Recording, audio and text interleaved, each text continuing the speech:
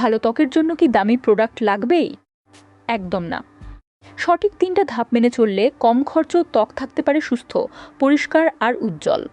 বাংলাদেশের বাজেটে এটা একদম সম্ভব। প্রথম ধাপ হলো ক্লেনজিং।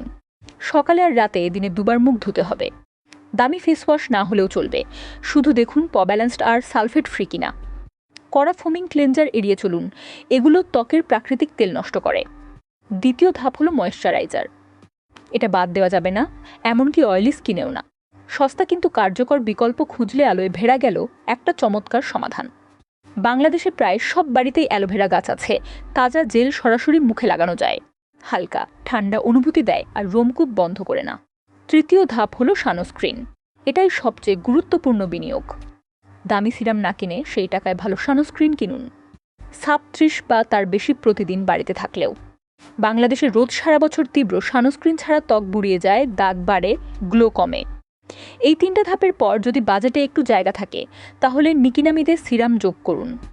এটা তুলনামূলক সস্তা, বাংলাদেশে সহজলভ্য আর একসাথে তেল নিয়ন্ত্রণ করে, রোমকূপ ছোট দেখায় আর দাগ হালকা করে। কি এড়াবেন? বেশি প্রোডাক্ট একসাথে না কেনা। একটা একটা করে যোগ করুন, তাহলে কোনটা কাজ করছে সেটা বুঝতে পারবেন। আর বিজ্ঞাপন দেখে কেনার আগে উপাদান দেখুন, প্যাকেজিং নয়, উপাদানই আসল। কম খরচে ভালো ত্বক রাখার রহস্য হলো কম কিন্তু সঠিক। আপনার এখনকার রুটিনে কতটা খরচ হচ্ছে প্রতি মাসে, আর কাজ হচ্ছে বলে মনে হয়? কমেন্টে জানান। আর এই ধরনের স্ক্যান্সারের টিপস পেতে এখনই সাবস্ক্রাইব করুন।